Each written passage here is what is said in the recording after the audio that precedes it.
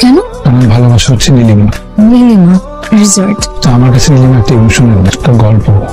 আমি যখন ছোট ছিলাম তখন আমি রিসোর্টে কাজ করতাম। আমার কাজ ছিল গেস্টদের ব্যাগ আনলোড করা। স্যার আসসালামু আলাইকুম, জাফলং গ্রিন রিসোর্টে আপনাকে স্বাগত। স্যার সব ঠিক আছে, কোনো অসুবিধা নেই, সব গুছাই রাখছি আমি। চলেন স্যার, স্যারের ব্যাগগুলো গুছাই না বাবা, আসেন স্যার। তোমার নাম কি? আমার নাম মিনাস। তুমি এগুলো নিচ্ছ কেন? এটা তো আমার কাম। তুমি স্কুলে যাও না? না, আমি এটা করেই খাই। নীলিমা এদিকে আসো মামুনি। আসি। এখন কি তোমার কোনো কাজ আছে? না, আমার কোনো কাজ নেই, আমার এখন আরামের সৎ। তাহলে তোমাকে এখন পড়াই? পড়ালেখা জানি না, এই জন্যই তোমাকে পড়াবো। তুমি আমার পড়াবা? হ্যাঁ।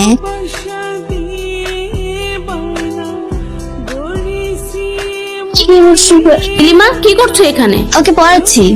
তোমার মেয়েকে পুরো রিসোর্ট খুঁজে বেড়াচ্ছে, ও এখানে এসে কি করছে? মামনি চল তাড়াতাড়ি রেডি হয়ে নাও, আমাদের ফিরতে হবে।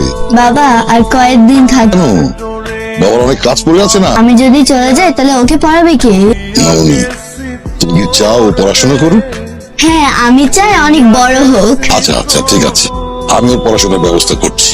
এখানে 2 লাখ টাকা আছে, ওর পড়াশোনা এবং থাকা খাওয়ার সমস্ত খরচ এখান থেকে বহন করবে।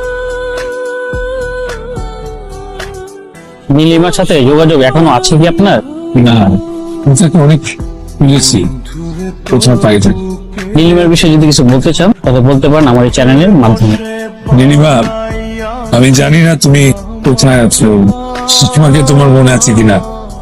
আশা করি ভিডিওটি তুমি দেখছো। যদি না দেখে থাকো তাহলে নীলিমার কোনো বন্ধু বান্ধব কেউ যদি ভিডিওটি দেখেন প্লিজ নীলিমাকে জানাবে।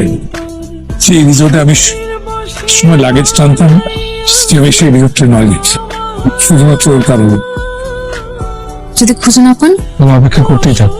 নিহাদ ছোটবেলা থেকে নীলিমাকে ভালোবাসে। বলস নাই কেন যে তুই সুচিতা না, তুই নীলিমা? আরে বলো তো, আমি যদি এখন বলে দিতাম তাহলে কেমন মজা আছে?